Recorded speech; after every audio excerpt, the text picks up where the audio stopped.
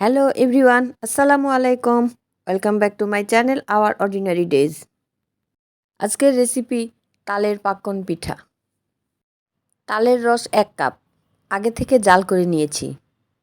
Liquid দুধ 1 cup, চিনি 1 cup, কোরানো নারিকেল 1/4 কাপ, ঘি 2 চা চামচ।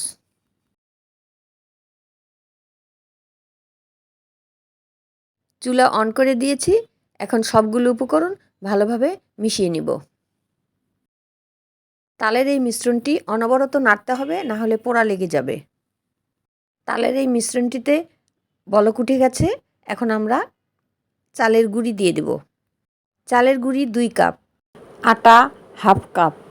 এখানে চালের গুঁড়ির পরিবর্তে ময়দা দিতে পারেন। সব উপকরণগুলি ভালোভাবে মিশিয়ে নিব। খুন্তি দিয়ে ভালোভাবে নাড়া দিয়ে দেব। পিঠার খামির নরম হবে না, শক্ত হবে। এই খামির যেন পোড়া না লাগে, সেদিকে খেয়াল রাখতে হবে। তালের পাক্কন পিঠা তৈরির জন্য খামির তৈরি হয়ে গেছে। খামির আমরা অন্য পাত্রে ট্রান্সফার করে নেব। পিঠার খামির ঠান্ডা হওয়া পর্যন্ত অপেক্ষা করব। পিঠার এই খামির হাত দিয়ে ভালোভাবে মেখে নিব, কোথাও যেন দানা দানা ভাব না থাকে। হাতে সামান্য পরিমাণে ঘি অথবা সয়াবিন তেল নিয়ে ডোটা মেখে নিব। পাক্কন পিঠার পারফেক্ট খামির তৈরি হয়ে গিয়েছে। আমরা হাতে এবং রুটি বেলার পিঁড়িতে একটু তেল দিয়ে নিব। তেল দিয়ে নিলে খামিরটা পিঁড়িতে লেগে যাবে না। তালের যে কোনো পিঠা আমরা তৈরি করি না কেন, সেটা খেতে খুবই ভালো লাগে। যেহেতু এই খামিরের মধ্যে দুধ, নারিকেল দেওয়া আছে, ঘি দেওয়া আছে, সেজন্য এটার টেস্ট আরও ভালো হবে। তালের পাক্কন পিঠার খামির রেডি হয়ে গিয়েছে। এখন অল্প পরিমাণে খামির হাতে নিয়ে গোল আকৃতি করে নেব। পিঠার এই খামির দিয়ে আপনারা যে কোনো ডিজাইনের পিঠা তৈরি করতে পারেন। সেটা হতে পারে ফুল, হতে পারে পাতা। এই পিঠা আমরা বিস্কিটের শেপ দিয়েও তৈরি করতে পারি।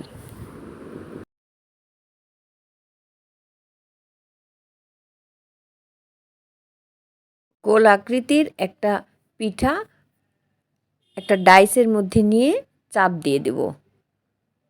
তাহলে ডাইসের যে ডিজাইনটা আছে সেটা অনুযায়ী পিঠার উপরে ডিজাইন হয়ে যাবে। পিঠা তৈরির আগে ডাইসের মধ্যে আমরা একটু তেল মেখে নিব, না হলে লেগে যেতে পারে। আমরা চাইলে হাতেও ডিজাইন করে নিতে পারি। কাঁটা চামিচ দিয়েও আমরা এই পিঠার ডিজাইন করতে পারি। ঝটপট তৈরির জন্য আমি ডাইসে দিয়ে পিঠা তৈরি করেছি। প্লাস্টিকের ডাইসের সুবিধা হলো এতে খুব তাড়াতাড়ি পিঠা তৈরি করা যায়, ডিজাইন তৈরি করা যায়।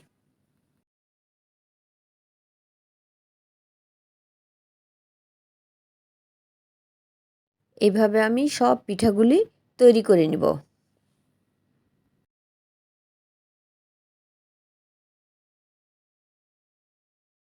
এই পিঠা আমরা তেলে ভেজে প্রায় 1 সপ্তাহের মতো নর্মাল ফ্রিজে রেখে দিতে পারি।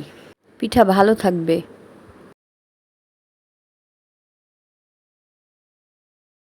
যখন আমরা এই পিঠা শিরার মধ্যে ডুবাবো, তখন আমরা এটা 2 দিনের মধ্যেই খেয়ে ফেলবো, না হলে নষ্ট হয়ে যেতে পারে। পাক্কন পিঠা তৈরি করা হয়ে গিয়েছে। এখন আমরা এগুলি ভাজতে দেব। কেউ চাইলে এই পিঠা তৈরির সময় একটুখানি ডো খেয়ে দেখতে পারেন, এটা মিষ্টি আছে, ভালো লাগে। এদিকে চুলায় একটা ফ্রাইং প্যানে তেল গরম করতে দিয়েছি। তেলটা একটু গরম হয়ে গেলে আমরা পিঠা তেলের মধ্যে দিয়ে ভাজতে দেব। একটু সাবধানে তেলের মধ্যে পিঠাগুলো দিয়ে দেব, হাতে যেন তেল ছিটে না ওঠে। এখন মিডিয়াম আঁচে পিঠাগুলো একটু সময় নিয়ে ভেজে নেব। জাল বাড়াই দিব না, তাহলে পোড়া লেগে যেতে পারে। তালের পিঠা ভাজতে গেলে তাড়াতাড়ি পোড়া লেগে যায়, এজন্য একটু মিডিয়াম আঁচে আস্তে আস্তে সময় নিয়ে ভেজে নেব। তালের পাক্কন পিঠা ভাজা হয়ে গিয়েছে। আমরা চাইলে এইভাবেও খেতে পারি, আবার এটা চিনির শিরার মধ্যে ভিজিয়েও খেতে পারি। আমি যেহেতু চালের গুঁড়ি দিয়ে এই পিঠা তৈরি করেছি, এই জন্য এটা এই সময় খেতে একটু শক্ত হয়, আর চিনির শিরাতে ভেজালে পরে খেলে একটু নরম হয়ে যাবে। এখানে পানি দিয়েছি প্রায় 2 কাপ, আর চিনি দিলাম 1/4 কাপ। আমি এখানে চিনি কম দিয়েছি, এই কারণে আমি পিঠা যখন ডো তৈরি করেছি তখন ওর মধ্যে চিনি আমি 1 কাপ দিয়ে দিয়েছি, এই জন্য পিঠা এমনিতেই মিষ্টি আছে। এই শিরার মধ্যে আমি চিনি খুবই কম পরিমাণে দিয়েছি। এই শিরার মধ্যে আমি 2 মিনিটের মতো রেখে দেব পিঠা, তারপরে উঠিয়ে নেব। এখন পিঠাগুলি উঠিয়ে নিব। তৈরি হয়ে গিয়েছে তালের পাক্কন পিঠা। আমরা এই পিঠা চিনির শিরার মধ্যে ডুবিয়ে খেতে পারি, আবার তেলে ভেজেও খেতে পারি।